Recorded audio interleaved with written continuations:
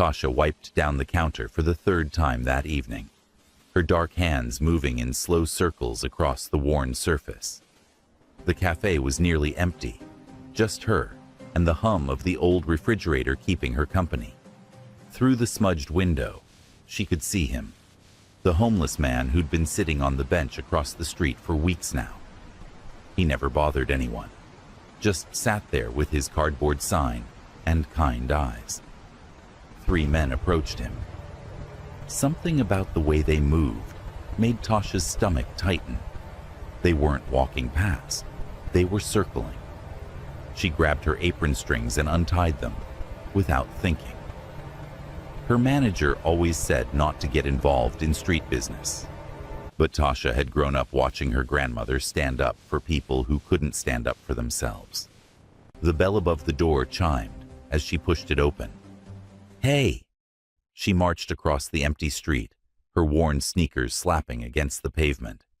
"Leave him alone." The tallest one turned, his face twisted in annoyance. "This ain't your business, lady." "It is now." Tasha planted herself between them and the homeless man, who looked up at her with wide, grateful eyes. "He's not hurting anybody. Move along." "You don't know who you're messing with." "I don't care who I'm messing with." Tasha cut him off, her voice steady even though her heart was racing. "There's cameras on this street. You really want trouble tonight?" There weren't actually cameras, but they didn't know that. The men exchanged glances. The tall one spat on the ground near her feet, then jerked his head toward the others. Whatever, not worth it. They walked away, throwing curses over their shoulders. Tasha turned to the homeless man who was struggling to stand. "You okay?" "Thank you, miss. You shouldn't have done that. Those boys, they're connected to some bad people." "Well, bad people don't scare me," Tasha said, though her hands were shaking now. "You hungry? Come on, I'll get you something to eat." "Stop right here and drop your prediction. How does this story end? Use emojis, use words, whatever. Just guess before you keep watching. Subscribe so you're always first to see new stories, and come back to your comment later to see if you were right. The wildest prediction gets pinned. Now keep watching. You're about to find out if your gut was right. She helped him across the street and into the cafe, settling him at a corner booth. As she poured coffee and heated up leftover soup, she didn't notice the black sedan that had been parked 3 blocks away, its driver speaking rapidly into his phone in Korean. The homeless man ate slowly, gratefully. "You have a good heart, miss. What's your name?" "Tasha. Yours?" "Samuel." He smiled, revealing missing teeth. "I haven't been Samuel in a long time, though. Most people just walk past like I'm invisible." "You're not invisible," Tasha said firmly.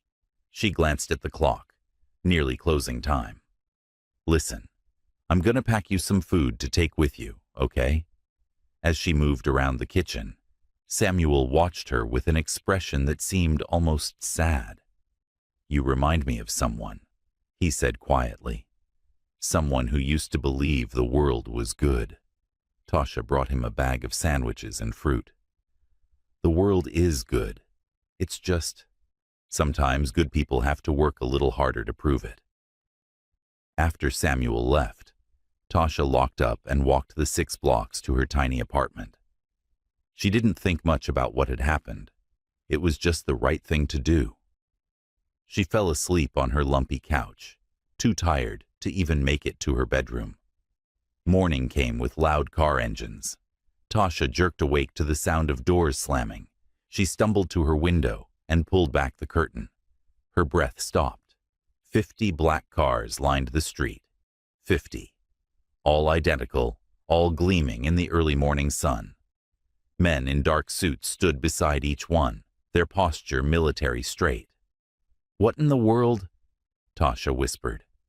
She threw on yesterday's jeans and a clean shirt, not even bothering to fix her hair properly. By the time she got downstairs, her landlord was already outside, his mouth hanging open. "Tasha, What did you do? I don't know. She pushed past him. One of the suited men stepped forward.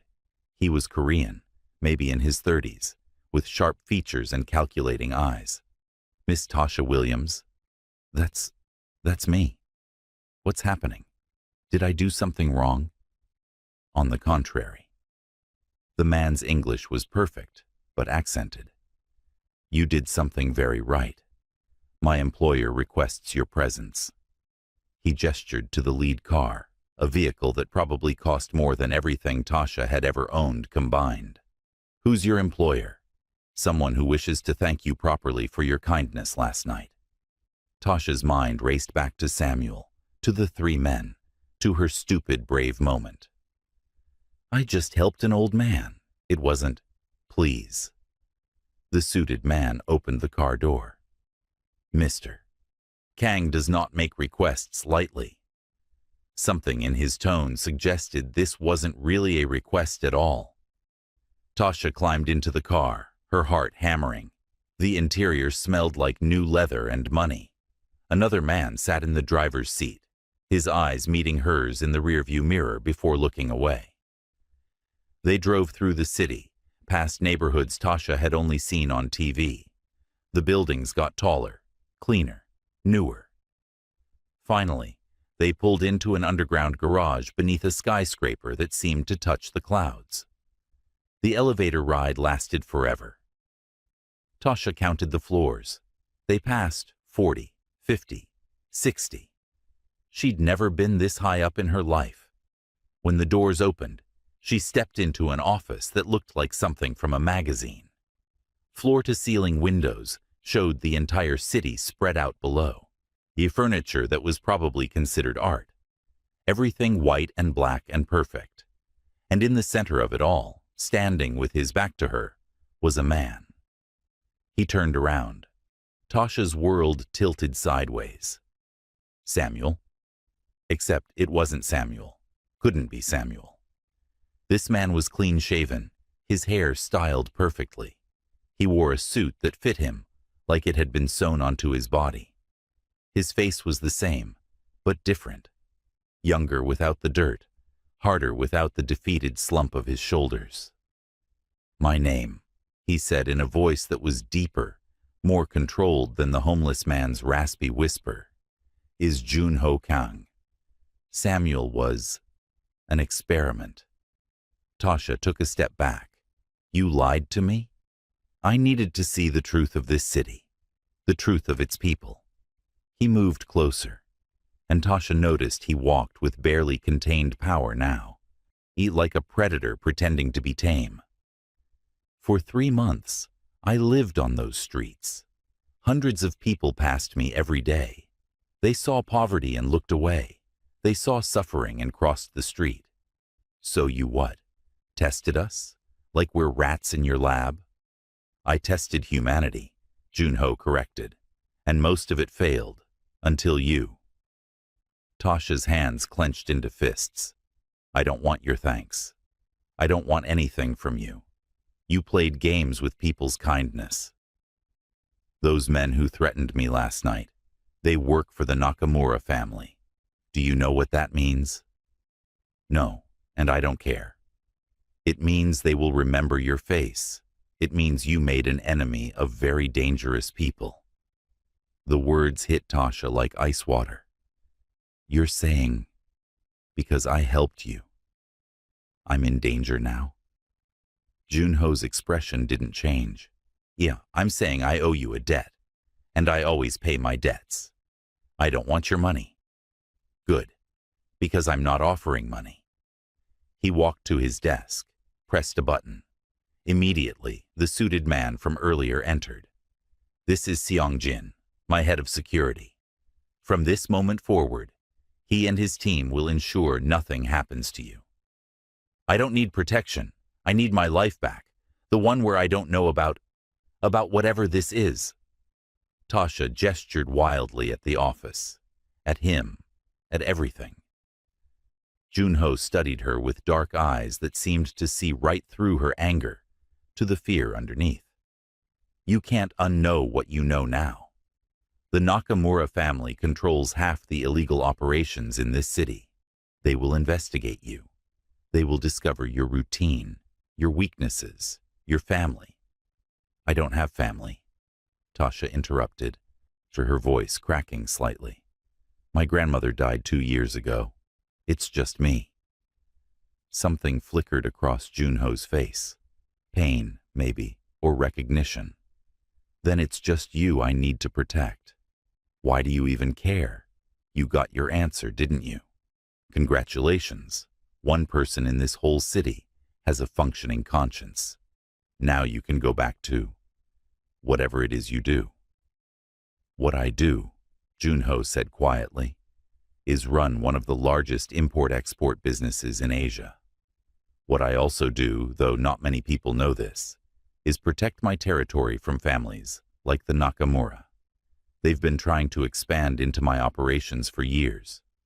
Your interference last night has given them a new target. Tasha sank into a nearby chair without permission, her legs suddenly weak. This is insane. Yesterday I was worried about making rent. Now you're telling me I'm caught in some gang war? Not a gang. The Korean Mafia has rules, structure, honor.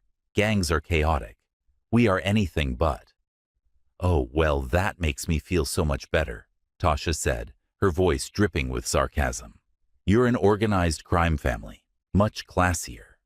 Junho's lips twitched, almost a smile. You have fire. I see why you weren't afraid last night. I was afraid. I just did it anyway. Bravery isn't the absence of fear. It's acting despite it. He moved to the window, his silhouette dark against the bright sky. I've spent years learning who I can trust in this city.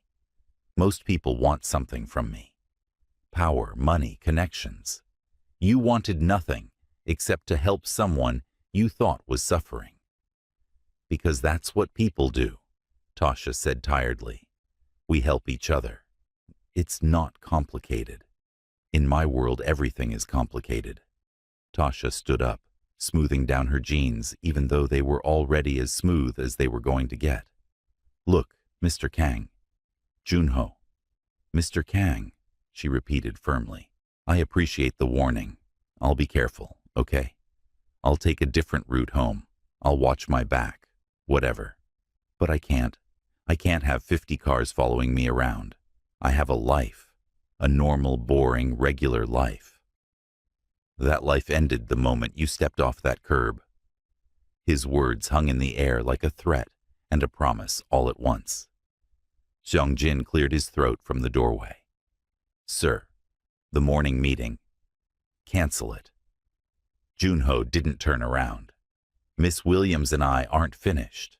I think we are, actually, Tasha said, heading for the door. But Xiangjin didn't move. And something told her he wouldn't, unless Junho told him to. 1 week, Junho said. Give me 1 week to prove to you that this threat is real. Let my people watch over you. If after 7 days nothing happens, I'll pull back the security. You'll never see me again. Tasha wanted to argue, wanted to walk out and pretend none of this was happening. But the memory of those men last night, the cold promise in their eyes.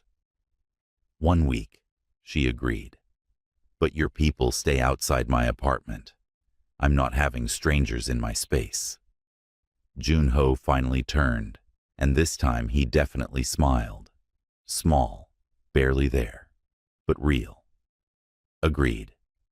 The cafe looked different with a black car parked across the street. Tasha tried to ignore it as she took orders and poured coffee, but her eyes kept drifting to the tinted windows. Her manager, Rick, he noticed by lunchtime. Friend of yours? He nodded toward the car. Something like that. Must be a good friend. That's a $200,000 vehicle. Tasha nearly dropped the coffee pot. That can't be right. Rick shrugged. My brother sells luxury cars. Trust me, that's custom work. Bulletproof glass too, probably. You running with a new crowd, Tasha? No, definitely not. But even as she said it, She wondered if that was true anymore. The day passed slowly. Every time the door opened, Tasha jumped. Every unfamiliar face made her heart race. By closing time, her nerves were shot. The black car's door opened as she locked up. Seong-jin stepped out, his suit somehow still perfect despite the heat. "Miss Williams, I'll walk you home." "I can walk myself. It's not negotiable." There was no threat in his voice, in just statement of fact. Tasha sighed and started walking, Seong-jin matching her pace exactly 3 steps behind. "Do you have to walk so close?" "Yes." "Can you at least tell me what you're watching for?" "Everything." "Great. Super helpful." They made it 2 blocks before Tasha noticed the other man. He was pretending to look at his phone, but his eyes were tracking her. Young, Asian, tattoo peeking out from his collar. Seong-jin noticed too. His hand moved inside his jacket. "Is that—" "Keep walking. Don't look back." Tasha's mouth went dry. The man with the tattoo started following, not even trying to hide it now. Then another man appeared from a side street. Then another. "Seong-jin." "I know." He pulled out his phone, spoke rapid Korean. Within seconds, 2 more black cars screeched around the corner. And suddenly Tasha was surrounded by suited men. The tattooed men stopped, exchanged looks, then melted back into the shadows. Tasha's legs felt like water. That was them, wasn't it? The Nakamura people. Yes. Seong-jin guided her to one of the cars. "We're taking you home now. Different route." Inside the car, Tasha pressed her shaking hands between her knees. They were really going to... What? Grab me? Hurt me? Probably just intimidate you. Test Mr. Kang's protection. Seong-jin's voice was calm, matter of fact. "They know now that you're under our shield. They won't try again." "How can you be sure?" "Because next time, we won't just watch. We'll act." The unspoken threat chilled Tasha more than the actual danger had. When they reached her apartment building, Seong-jin walked her to her door. "Lock everything. We'll have someone stationed outside all night." "This is crazy," Tasha whispered. "This is absolutely crazy. This is necessary." He handed her a phone. Sleek, expensive, definitely not the cracked thing she usually carried. Mr. Kang programmed his number. "Any problem, any fear, any question, you call. Immediately." After he left, Tasha sat on her couch in the dark, holding the new phone. She should be terrified. She was terrified. But underneath the fear was something else, something she didn't want to examine too closely. Jun-ho had been right. Everything had changed. Her old phone buzzed, her real phone, the one with her actual life on it. A text from her friend Imara. "Girl, why are there men in suits outside your building?" Tasha groaned. How was she supposed to explain this? She typed back, "Long story, and tell you later." But she couldn't tell the real story. Who would believe it? She barely believed it herself. The new phone rang, making her jump. Unknown number, except she knew exactly who it was. "Hello? Are you all right?" Jun-ho's voice was different over the phone, somehow more intimate without his face to distract her. "Seong-jin told you what happened." "Of course. I told you this was real." "Yeah, well, seeing it in person is different than hearing about it in some fancy office." Tasha stood, started pacing. "Those men, they looked at me like I was a problem to solve. To them, you are. You interfered with their territory, their pride. They have to respond or look weak. So this is about male ego? I could have been hurt, because some guys got their feelings bruised. This is about power, control, territory, a pause. And yes, ego plays a part. It always does." Tasha stopped at her window, careful to stay behind the curtain. She could see the car stationed below, a silent guardian. How long do you think this will last? This interest in me?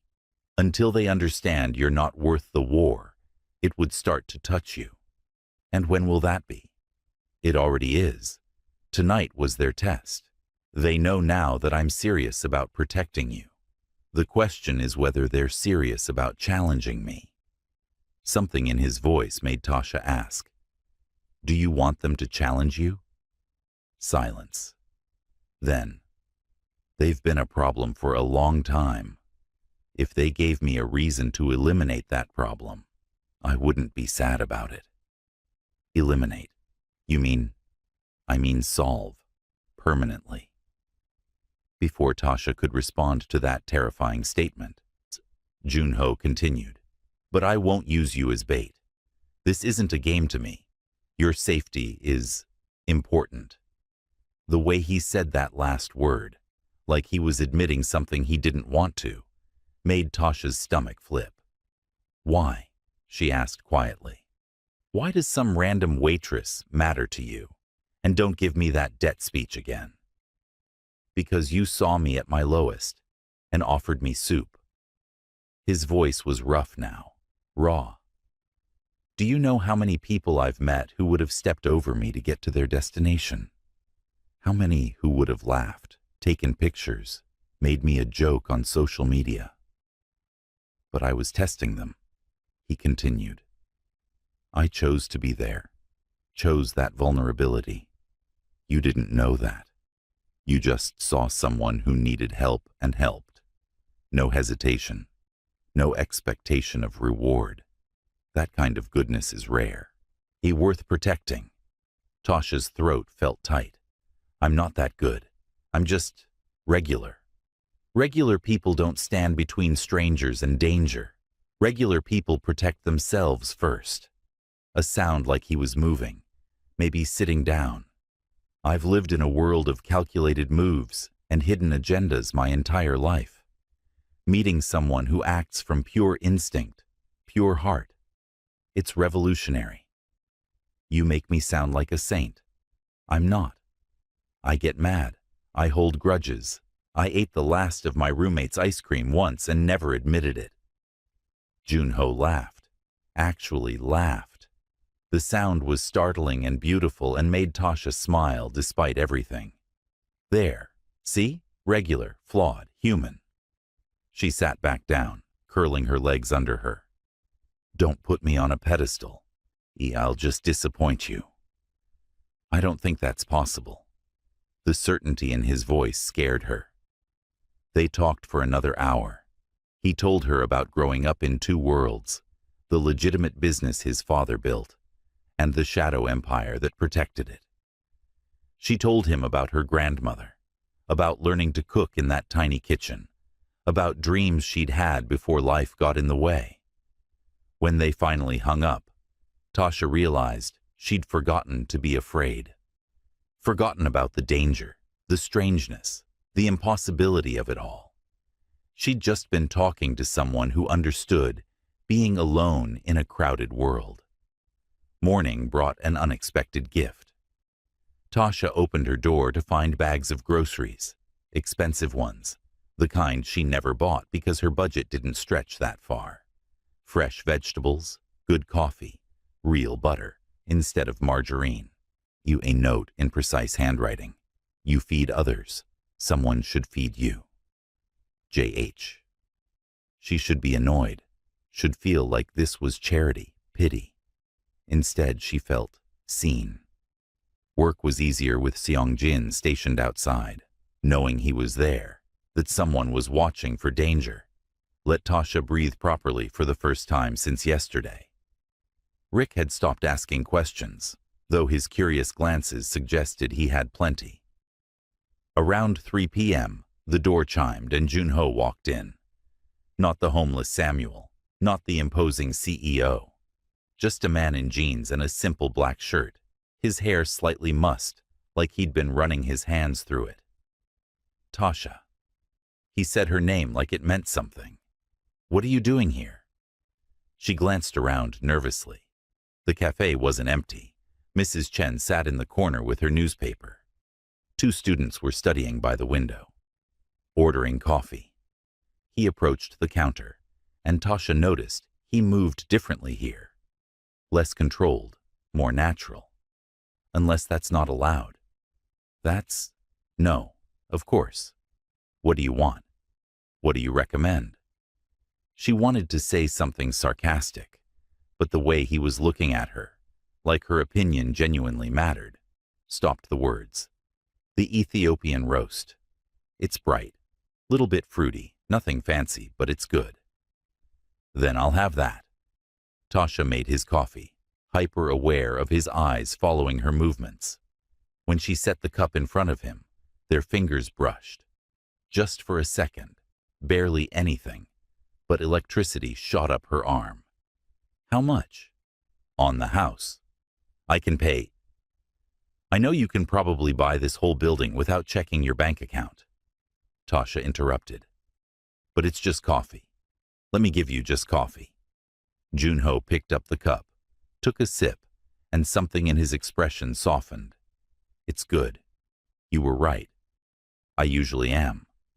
That almost smile again. I'm learning that. He sat at the counter instead of taking a table, which meant Tasha had to work around him. Every time she turned, he was there, solid and present, and increasingly hard to ignore. Don't you have, I don't know, empire stuff to do? She asked while wiping down the espresso machine. I delegated. You can't just delegate running a criminal organization. She lowered her voice at the last part, glancing at the other customers. Nobody was paying attention. I delegate quite effectively, actually. How do you think I had 3 months to live on the streets? Tasha paused. She hadn't thought about that. Why did you do that? Really? Testing humanity seems like something a villain does. Not a what? I don't know what you are, she admitted. Are you good? Bad?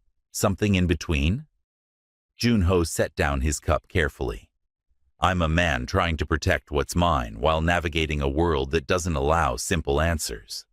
Does that make me good or bad? It makes you complicated. So are you. I'm a waitress who can't afford her rent half the time. I'm the opposite of complicated. You stand between danger and strangers. You feed people who can't feed themselves. You act like your life is small, but I think you're scared it might not be, that you might be capable of something bigger. He leaned forward slightly. That seems complicated to me. Tasha's hands stilled on the towel she'd been twisting. You don't know me well enough to say that. Then let me know you better. Why? The question came out almost desperate. Why do you care? Why are you here instead of in your tower, running your empire? Because you're the first real thing I've encountered in a very long time. His voice dropped, intimate despite the public setting. Everyone wants something from me. You just want me to leave you alone. It's refreshing, terrifying, addictive. Before Tasha could respond, before she could even process what he'd just admitted, Rick emerged from the back. Tasha, we need more. Oh, hello. He looked between them, understanding dawning. So this is why the expensive cars. Junho stood smoothly. I should go. Thank you for the coffee, Tasha. He left cash on the counter, far too much for a single cup, and walked out before she could protest. Rick whistled low. Girl, that man is interested in you. Don't be ridiculous. I've been married 20 years. I know what interest looks like. That wasn't just gratitude or politeness. That was... He shook his head, grinning. That was a man trying not to fall, and failing. He's a criminal, Tasha hissed. And you're a woman who just blushed harder than I've ever seen. Maybe you're both in trouble. She wanted to deny it, but her reflection in the metal napkin holder showed pink cheeks and bright eyes. Trouble. Yes, that was exactly what this was. That evening, Seong-jin walked her home again, but this time when they reached her building, there was another car waiting. A woman stepped out, elegant, Korean, her suit perfectly tailored. "Miss Williams, I'm Yuna, Mr. Kang's attorney." She handed Tasha a folder. Your new lease agreement." "My what?" "Mr. Kang has purchased this building. Your rent is now 0. He's also established a security deposit in case you wish to move to a safer neighborhood." Tasha stared at the papers like they were written in a foreign language. "He can't just... I didn't ask for this." "He knows. He did it anyway." Yuna's expression was neutral, professional. "There are also enrollment papers for university, should you wish to complete your degree, and a letter of recommendation for any job you'd like to apply for, signed by several prominent business leaders." "Stop. Just stop." Tasha shoved the folder back. "I don't want his money or his recommendations or his buildings. Tell him thank you, but no. Tell him I'm capable of taking care of myself." Yuna didn't take the folder. "He said you'd react this way. He asked me to tell you that accepting help isn't the same as being helpless. Sometimes it just means someone sees your worth before you do." The words hit harder than they should have. "He has no right. He has every right to spend his money however he chooses, just as you have every right to refuse." Yuna pulled out a business card, tucked it into the folder still in Tasha's hand. "But maybe consider that refusing isn't about pride.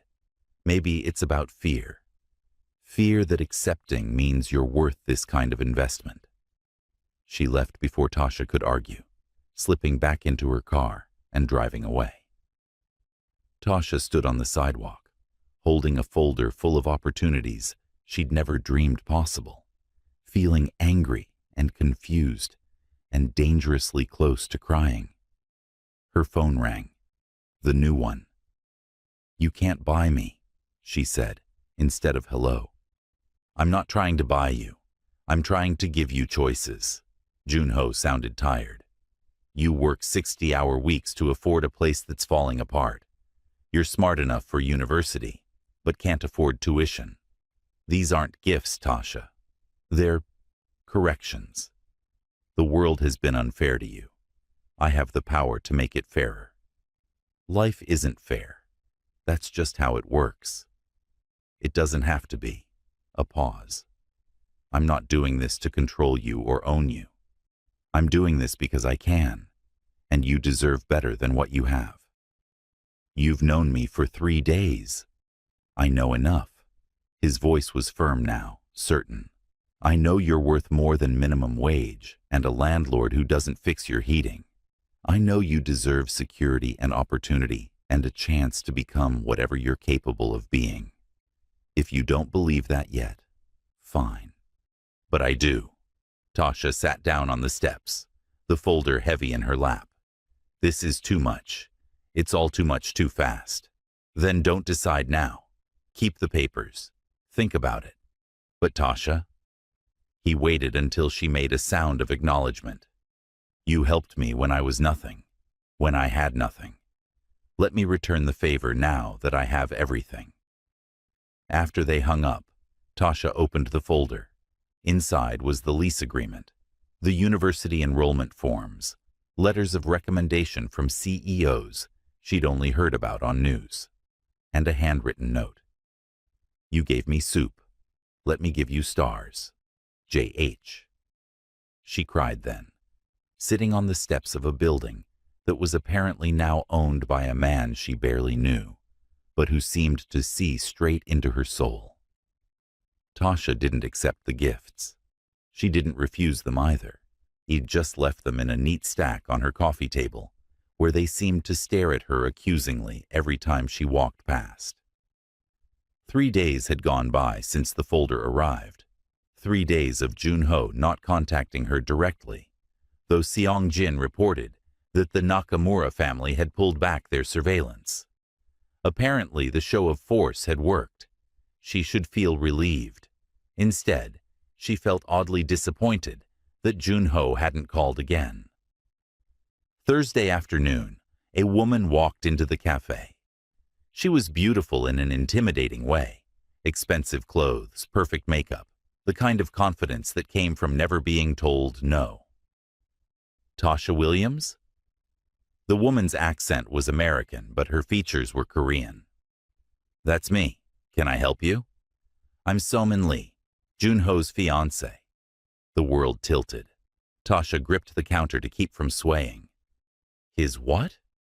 Fiancé. We've been engaged for 2 years now, though he tends to forget that when he's playing his little games. So-min's smile was sharp. He told you about his homeless experiment, I assume. Very dramatic. Very Junho. Did he also tell you it meant nothing? We're not.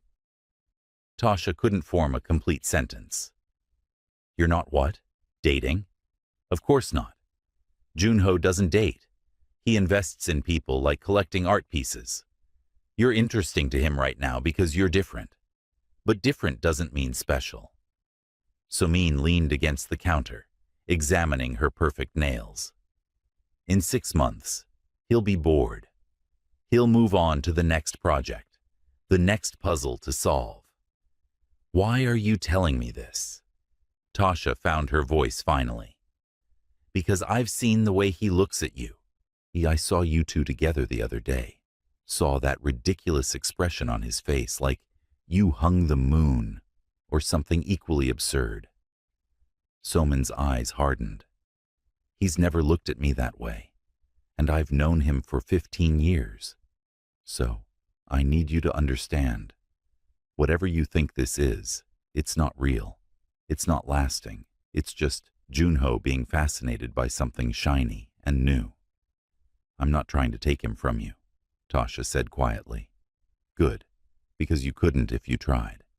Our marriage has been arranged since we were children. It's business, family, legacy. It's permanent. You're temporary. After So-min left, Tasha felt like she'd been hollowed out. She finished her shift on autopilot, smiled at customers without seeing them, poured coffee without tasting it. Engaged. He was engaged. And he'd acted like she mattered. Like they were building toward something. Seong-jin noticed her mood on the walk home. Miss Williams, is something wrong? Did you know? She stopped walking, turned to face him. Did you know he was engaged? Seong-jin's expression didn't change, but something flickered in his eyes. I know many things about Mr. Kang that aren't my place to discuss. That's a yes. That's a diplomatic answer to an impossible question. He gestured for her to keep walking. What you need to understand about Mr. Kang is that his life was decided for him before he was old enough to have opinions. Every major decision, including marriage, was made by his father and the family council. Duty comes first, always. So So-min's telling the truth. They're getting married. They're engaged, Seong-jin corrected. Marriage hasn't been scheduled. As far as I know, it never has been. What's the difference? The difference is 2 years of an engagement that hasn't progressed. The difference is a man who follows every family obligation, except that one. The difference is... He stopped, seemed to debate whether to continue. The difference is, I've never seen Mr. Kang smile at Miss Lee the way he smiled at you over coffee. Tasha's heart did a painful flip. That doesn't matter if he's still going to marry her, doesn't it? I think it matters very much. The question is whether it matters enough. They reached her building. Tasha started to head inside, then turned back. Seong-jin, thank you for being honest. I'm rarely honest, but for you, Miss Williams, I'll make exceptions. Inside her apartment, Tasha stared at her phone, the new one, with Junho's number programmed in. She should call him, demand explanations. Or maybe she should just throw the phone away. Forget any of this happened. She did neither. Just sat in the growing dark, wondering how she'd gotten so tangled up in someone else's life in less than a week. Her old phone rang. Imara. Tasha, where have you been? I've texted like 50 times. Sorry, work's been crazy. Work or the mysterious men in suits? Imara's voice was teasing but concerned. Girl, you're worrying me.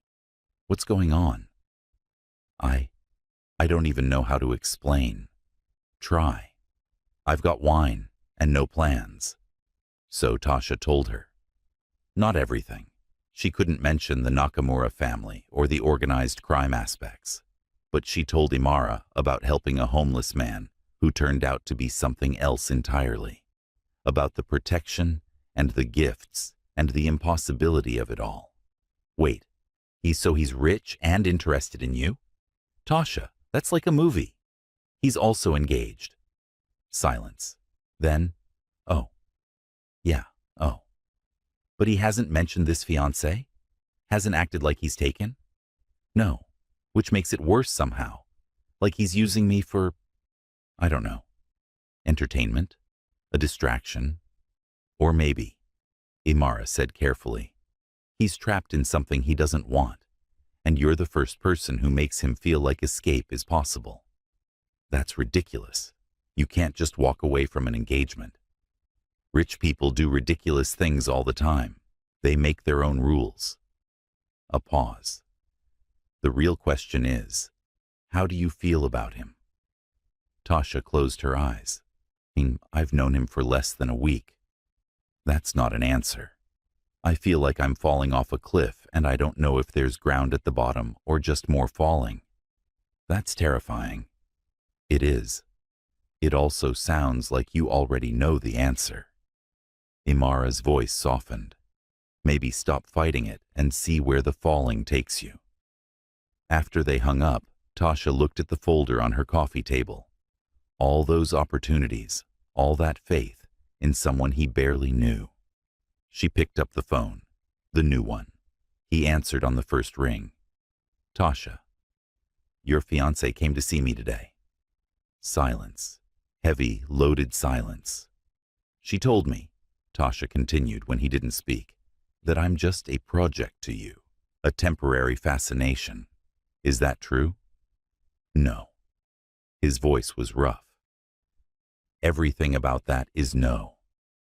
But you are engaged. It's complicated. Stop saying that. Stop acting like nothing is simple when the truth is incredibly simple.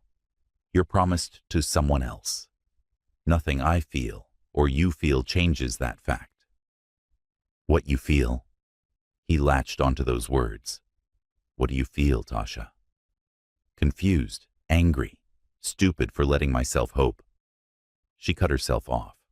Hope for what? It doesn't matter. It's the only thing that matters. She could hear him moving, background noise suggesting he was somewhere public. Somin and I were engaged by our families.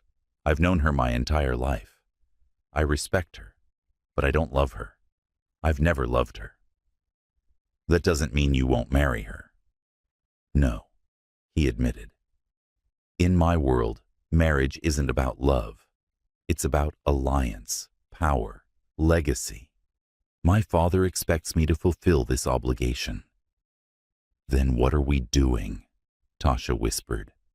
Why are you here, in my life, making me feel things I have no right to feel? Because when I look at you, I forget about obligations. I forget about what I'm supposed to do, supposed to be. You make me want impossible things.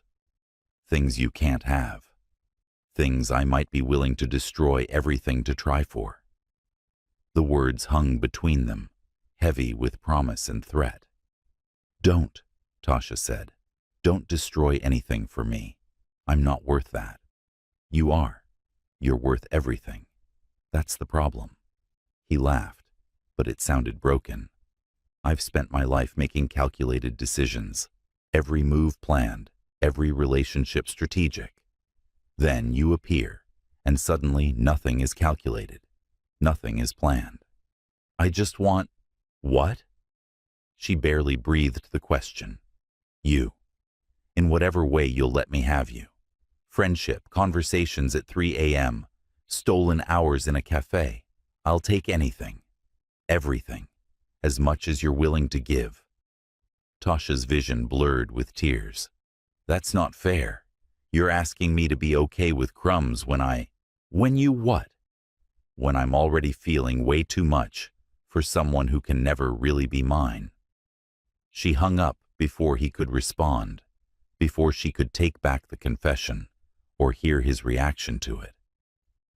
The phone immediately started ringing again. She ignored it. It rang 17 more times before finally stopping.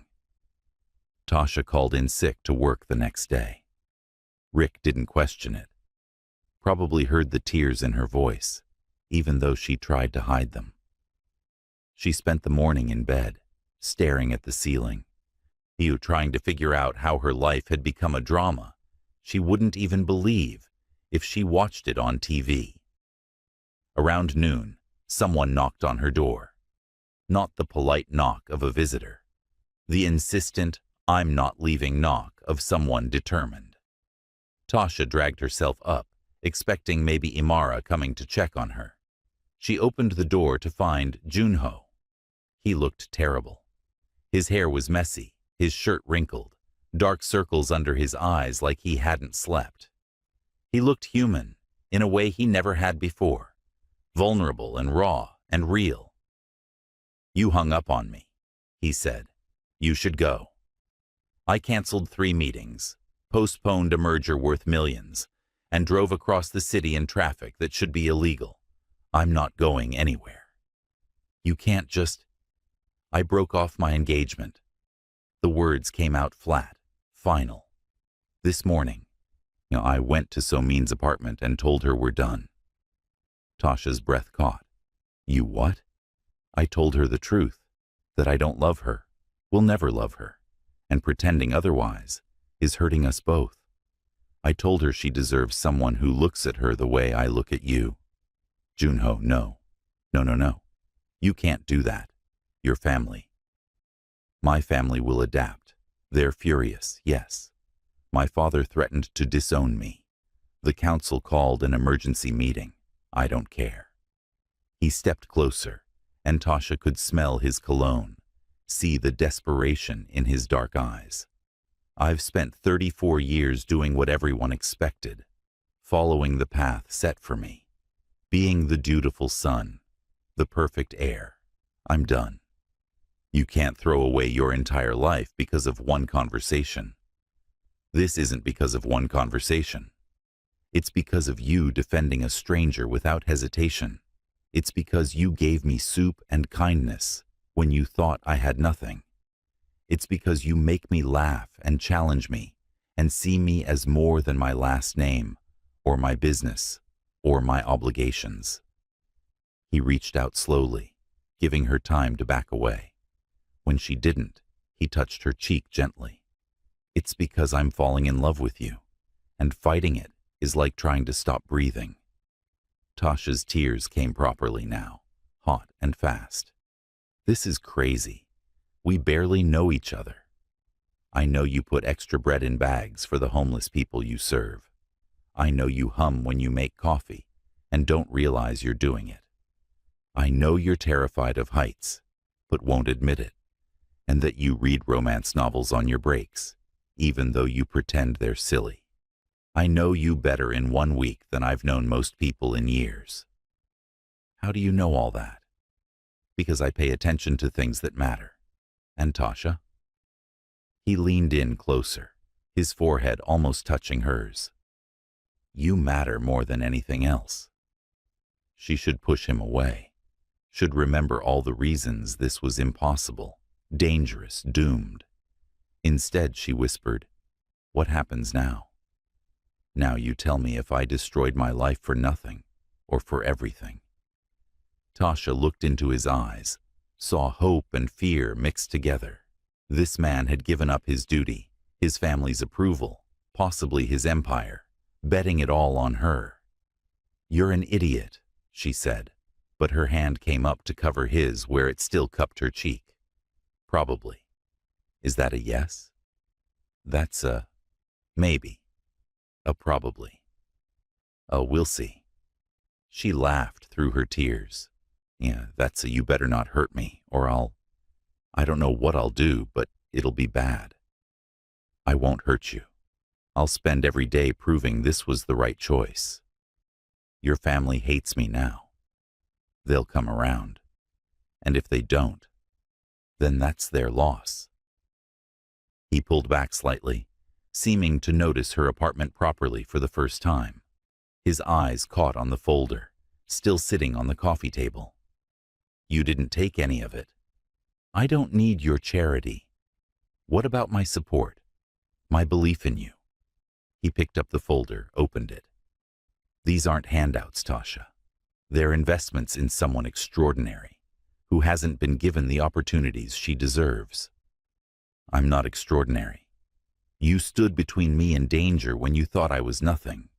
You fed me when you barely have enough for yourself. You called me out for my games instead of being impressed by my wealth. Tell me how that's not extraordinary.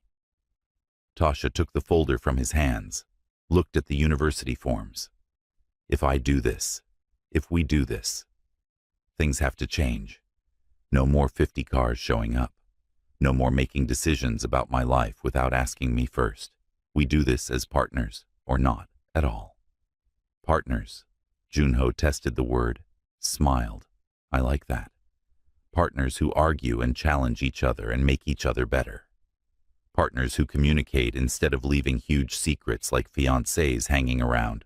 There are no more secrets, I promise. He held out his hand. Start over? Hi, I'm Junho Kang. I run an import-export business that's mostly legitimate. I'm estranged from my family as of this morning. Yeah, and I'm absolutely terrified that I've messed this up before it even started. Tasha took his hand, felt that electric connection again. I'm Tasha Williams. I serve coffee for minimum wage. I have trust issues, and I think you might be the most complicated man I've ever met. Is complicated bad? I'm still figuring that out. They stood there, hands linked, the whole impossible future stretching ahead of them. Tasha's old phone buzzed. Text from Rick. Take all the time you need. But also, that guy who's been watching the cafe. He just left flowers. Flowers. With a note that says, I'm sorry. You got yourself a keeper if you don't mess this up. She showed Junho the text. He had the grace to look embarrassed. I might have stopped by the cafe this morning. You weren't there. Rick said you were sick. I panicked. You sent flowers to my workplace. And to your apartment. Check your door. Tasha opened the door. Sitting in the hallway was the most beautiful bouquet she'd ever seen. Wild flowers and roses mixed together. No formal arrangement. Just natural and perfect. You're ridiculous, she said, but she was smiling. About you? Absolutely. He helped her bring the flowers inside. Can I stay? We could talk more, or watch a movie, or just sit. I don't care what we do as long as I'm with you. You really burned everything down, didn't you? Everything except what matters. He gestured around her small apartment. This matters. You matter. Us figuring out how to be partners matters. The rest, the empire, the family drama, the social standing, I'll deal with it. But I need to know you're in this with me. Tasha thought about the folder, about the university forms and job recommendations. She thought about Junho breaking his engagement, facing his family's fury, choosing her over everything he'd ever known. She thought about falling off a cliff and finding out there was someone ready to fall with her. Okay, she said, I'm in. The smile that crossed Junho's face was like sunrise, slow, warm, transforming everything it touched. Thank you, he whispered, for giving me a chance, for being brave enough to let me be brave too. Don't make me regret it. I won't. I promise you, Tasha Williams. I absolutely won't. They spent the rest of the day talking, really talking. He told her about growing up in two worlds, learning to navigate boardrooms and street corners with equal ease. She told him about losing her grandmother, about dreams deferred, and hopes she'd almost forgotten to have. When evening came, Junho didn't want to leave, but knew he should. At the door, he hesitated. "Can I see you tomorrow?" "Actually see you, not just protected by Xiangjin from a distance." "You can see me at the cafe. I have a shift." "No, I mean, can I take you somewhere? Show you something important to me?" "Like a date?" "Exactly like a date. Our first official one, since apparently defending me from thugs and breaking engagements doesn't count." Tasha laughed. "Those definitely don't count. Tomorrow, pick me up at 7. I'll be here at 6:55. He left before she could respond, but she was smiling as she closed the door. Tomorrow.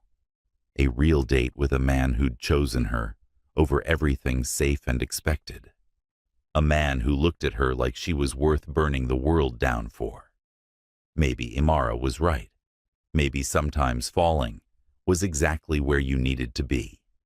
The date was perfect, which should have been Tasha's first warning. Junho picked her up in a normal car. Well, normal for him. Probably still worth more than her yearly salary.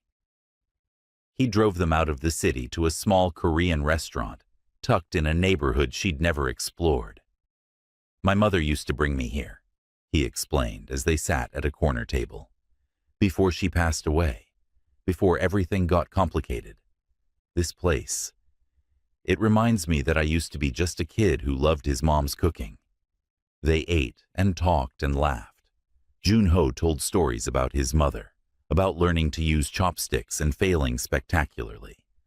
Tasha shared memories of her grandmother teaching her to make cornbread, how the kitchen would smell like home and safety. "I want you to meet my team properly," Junho said over dessert. "Not just as someone under protection, but as the woman I'm with, if you're comfortable with that. Comfortable knowing that your team is probably a bunch of organized crime enforcers. They're loyal people who've chosen a difficult path to protect what matters. Not so different from you, really. You protect through kindness. They protect through strength. Same intention, different methods. You have an answer for everything. I've had to. My whole life has been about having the right answer fast enough to survive." The vulnerability in his voice made Tasha reach across the table, lacing her fingers through his. "You don't have to have all the answers with me. Sometimes it's okay to just be." His thumb traced patterns on her palm. "I'm learning that. You make me want to learn that." They were leaving the restaurant when Tasha saw her. Soman, standing next to a car across the street, watching them with an expression that made Tasha's stomach drop. Junho. He'd seen her too. His whole body tensed. "Stay here." "Like hell I'm staying." But he was already crossing the street. Tasha hurried after him, catching the end of his conversation with Soman. "Telling you this is a courtesy," Soman was saying, her voice cold. "The family has made their decision. If you won't honor your obligations, they'll make you, one way or another. Let them try. Don't be stupid. You think loving her makes you invincible? They'll target her to get to you. They always do. Then I'll protect her. You can't protect her from everything." Somin's eyes flicked to Tasha, and something like pity crossed her face. "You should run, while you still can. Loving him is dangerous in ways you can't imagine." "I'm not running," Tasha said firmly, moving to stand beside Junho. "Whatever this is, we face it together." "How noble, how stupid." Somin shook her head. "Fine, destroy yourselves. Just don't say I didn't warn you." She left, her car disappearing into traffic. What did she mean about the family making you honor your obligations? Tasha asked as they got back to his car. Junho's jaw was tight. "There are ways to enforce compliance in my world. Threats, ultimatums, removing resources. They'll try to make my life impossible until I cave. And if you don't cave, then things get worse. He started driving, but not toward her apartment. I need to show you something. Need you to understand what you're really signing up for. He drove to the waterfront, to a dock, where a small boat waited. They rowed across dark water, to an island Tasha didn't know existed so close to the city. On the island was a compound, walls and gates and guards, though they let Junho through without question. "This is my real home," he said as they walked through gardens lit by lanterns.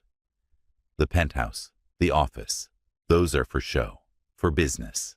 This is where I come when I need to remember who I actually am." The house was beautiful, blending Korean and modern architecture in ways that shouldn't work but did. Inside, every surface told a story, photos of his mother, artwork from his childhood, books in multiple languages. "It's incredible," Tasha breathed. "It's yours too, if you want it." He turned to face her fully. "I'm not proposing, not yet.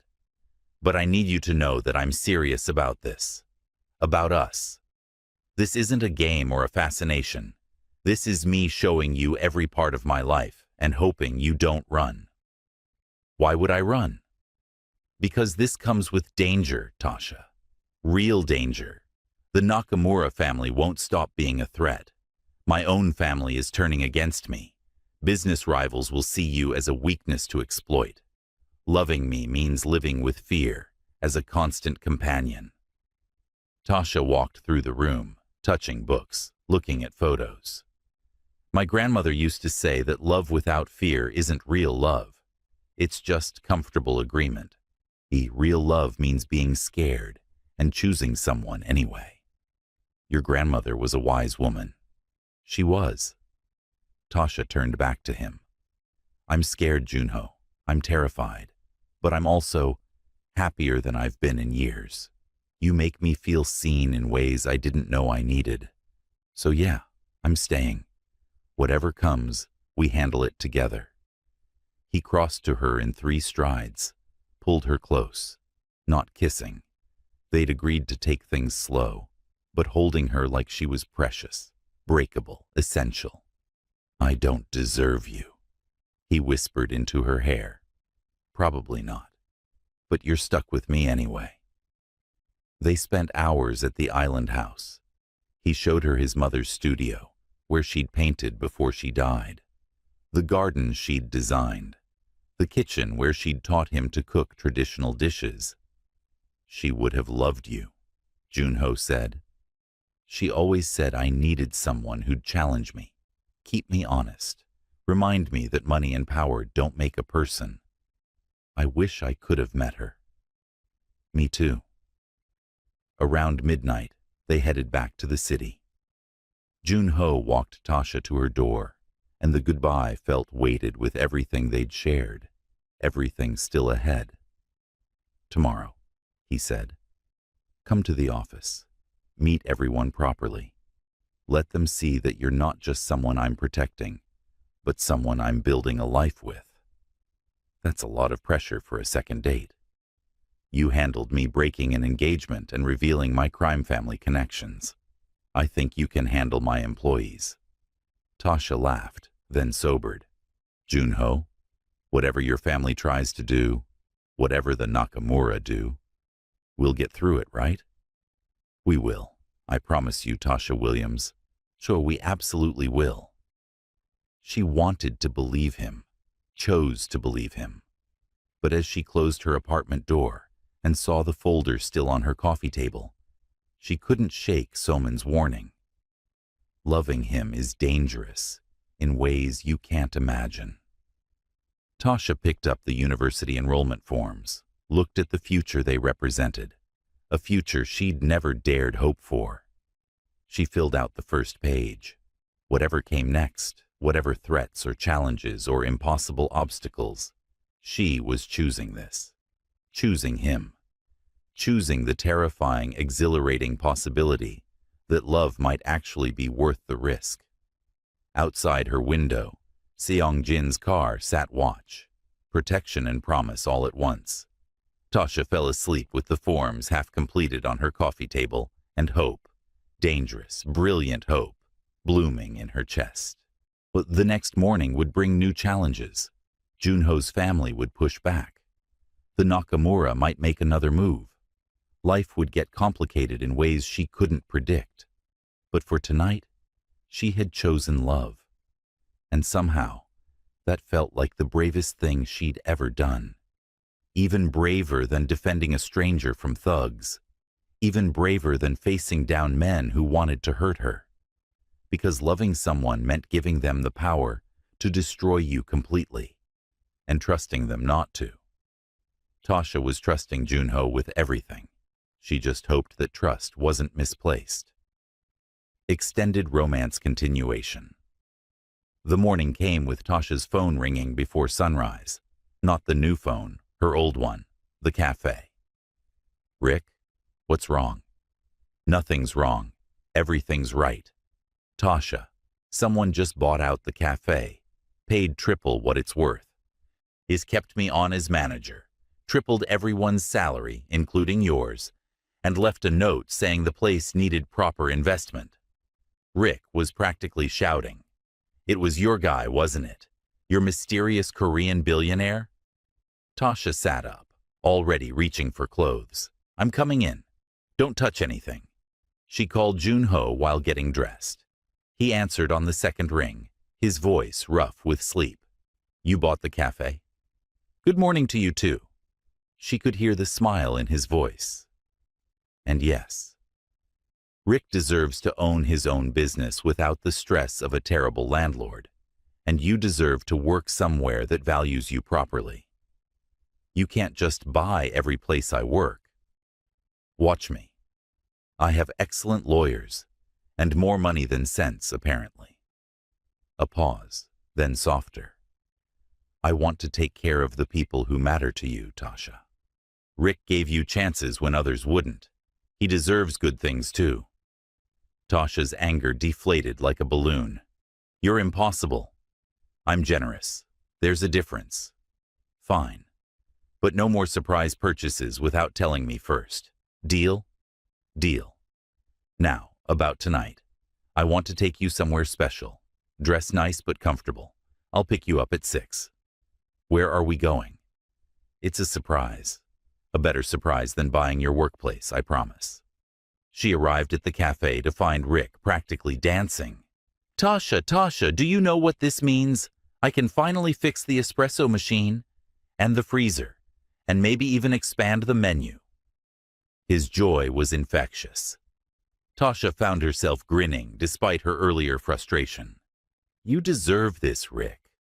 You've worked so hard. Your boyfriend is either the best man alive or completely crazy about you. Maybe both. He's not my boyfriend. We're just... But she couldn't finish the sentence. What were they exactly? Rick raised an eyebrow. Girl, a man doesn't drop that kind of money on someone who's just anything. That's love or close enough to not matter. Love. The word followed Tasha through her shift, through customer orders and coffee making and small talk. Junho had said he was falling in love with her. But was she falling for him too? Or had she already fallen without noticing the moment it happened? Around 3 p.m., a delivery arrived. A dress box, elegant and expensive looking. The note inside read, "For tonight, but only if you want to wear it. If you'd rather wear your own clothes, I'll love you just the same. Sure, J.H." The dress was perfect. Deep emerald green. Simple but elegant. The kind of thing Tasha would have chosen for herself if money was no object.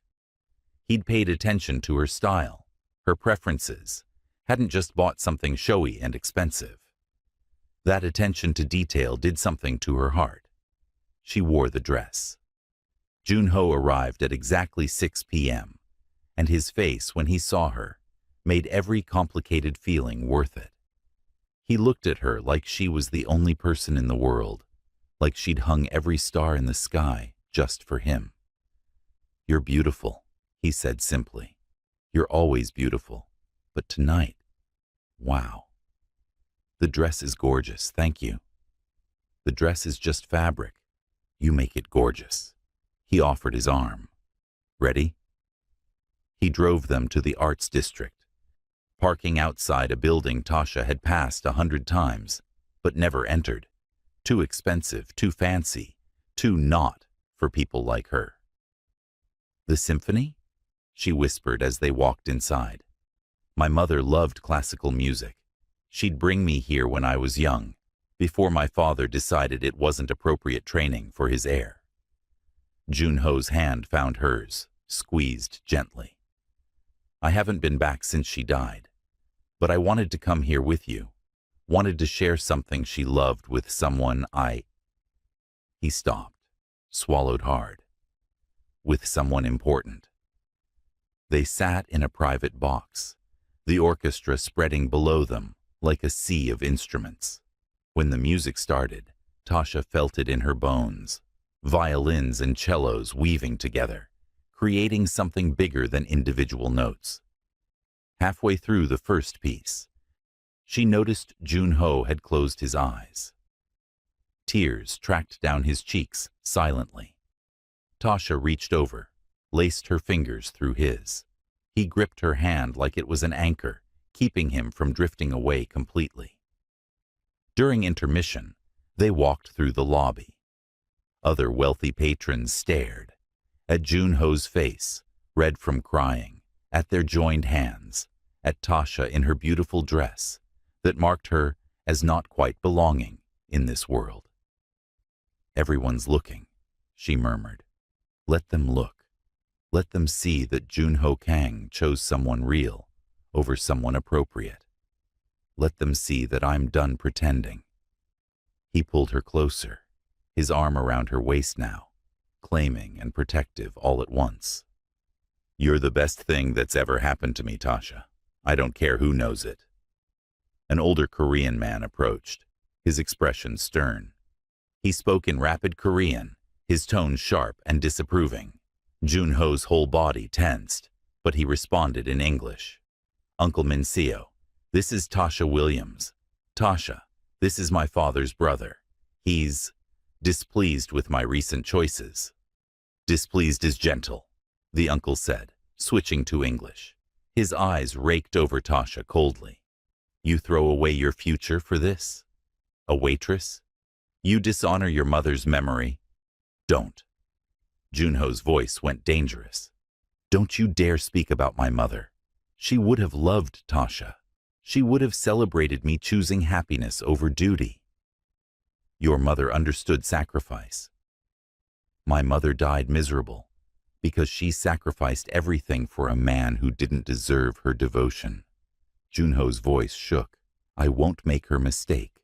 Yet I won't marry someone I don't love to please people who've never cared about my actual happiness. Uncle Minseo looked at Tasha again, and this time something shifted in his expression. Not acceptance exactly, but maybe curiosity. You love him? Knowing what he is, what his world demands. I love him because I know what he is, Tasha said quietly. He's someone who spent 3 months homeless to understand suffering. Someone who remembers his mother with tears instead of hiding emotion. Someone who'd rather lose everything than live a lie. She met the uncle's eyes steadily. Yeah, I love him, and I'm not going anywhere. The uncle studied them both for a long moment. Then, surprisingly, he bowed slightly to Tasha. You have courage. Perhaps that's what he needs. To Junho, he added, Your father is wrong to try forcing you back to So-min, but he's also scared. Scared of change, of losing the last connection to his wife's family. Give him time. He walked away, leaving them both stunned. Did your uncle just approve? Tasha asked. I think he did. Minseo always loved my mother best. Maybe he sees her in my choice to follow my heart instead of obligation. Junho turned to face her fully. You told him you love me. Yeah, I did. Tasha's heart hammered. Is that okay? I know we said we'd take things slow. It's more than okay. It's everything. He cupped her face gently, his thumb brushing her cheek. I love you too, Tasha Williams. So much it scares me. So much I'd burn down my entire world just to keep you safe and happy. Please don't burn anything down. I'm pretty fond of parts of your world now. She smiled up at him, especially the part where you look at me like I'm your whole universe. That's because you are. The second half of the symphony was different. They sat closer, hands intertwined, sharing something sacred and beautiful. When the final notes faded, Jun-ho brought her hand to his lips, pressed a gentle kiss to her knuckles. Thank you, he whispered, for being here, for making this place hold happy memories again, instead of just sad ones. Dinner afterward was at a rooftop restaurant, the city lights spreading below them like fallen stars. They talked about everything and nothing, her university plans, his business expansion ideas, dreams they'd both stopped letting themselves have. I want to travel, Tasha admitted over dessert. I've never been anywhere except this city. Never seen the ocean or mountains or anything really. Then we'll travel. Anywhere you want to go, we'll go together. Jun-ho pulled out his phone, started pulling up images. Korea? You should see where my family came from. Or maybe Paris. The art, the food, or Greece, all those islands and ancient history. You're serious. Completely serious. What's the point of having money if I can't share experiences with the person I love? He showed her a picture of Santorini, white buildings against blue water. We could go here, watch the sunset, eat good food, forget about mafia politics and family drama for a while. That sounds like a dream. Then let's make it real. Next month, after you finish your cafe training period, we'll take a week. Just us, exploring somewhere new together. Tasha felt tears prickling. How are you real? How is any of this real? I ask myself the same thing about you every single day. He reached across the table, held both her hands in his. You saved me, Tasha. Not just from those thugs, but from a life where I'd forgotten how to feel anything genuine. You reminded me that goodness exists, that people can choose kindness over self-interest. You gave me back my humanity. You're giving me back my dreams, all the things I thought I'd never have, education, travel, someone who sees me as more than just the help. You were never just anything. You're extraordinary, and it's my life's mission now to make sure you know that every single day. They stayed until the restaurant was closing, talking and laughing and planning impossible futures that suddenly felt possible. Jun-ho drove her home slowly, neither of them wanting the night to end. When they finally reached her building, he walked her to her door, like always. Can I see you tomorrow? He asked. And the day after that? And every day until you get sick of me? I don't think I could get sick of you if I tried. Good. Because I'm very persistent when I want something. And Tasha? He leaned in close, his forehead resting against hers. I want you. Today, tomorrow, forever. Whatever that looks like, however we make it work, I want every moment I can have with you. Forever is a long time. Not long enough. He pulled back, smiled that soft smile reserved just for her. Sleep well. Dream good dreams. I'll call you in the morning. You'll call me in an hour. Let's be honest. You know me too well already. She watched him leave, then floated into her apartment on a cloud of happiness so intense it felt almost dangerous. Her phone rang 20 minutes later. The new one. You lasted longer than I thought, Tasha teased. I missed your voice. Sue me. Jun-ho sounded relaxed, happy, younger somehow. What are you doing? lying on my couch, thinking about tonight, about everything. Good thoughts, I hope. The best thoughts. Junho? Yeah? Thank you for sharing your mother's memory with me, for trusting me with something that sacred. Silence. Then roughly, thank you for making it beautiful again instead of just painful. Thank you for being exactly who you are, kind and brave and perfectly imperfect. They talked until Tasha fell asleep with the phone still pressed to her ear.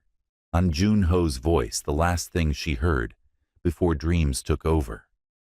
And for the first time in years, those dreams were full of possibility instead of limitation, of love instead of loneliness, of a future that stretched bright and endless before her. Because she'd defended a homeless man from thugs and found her forever. Because sometimes the bravest thing you can do is open your heart to someone who sees your worth before you do. Because love, real love, was worth every risk, every fear, every impossible obstacle. And this love, this beautiful, complicated, against all odds love, this was just the beginning of their love life. Hit that like button and subscribe to watch the next one I'm dropping tomorrow. It's filled with plot twist, and I want to see you watch first.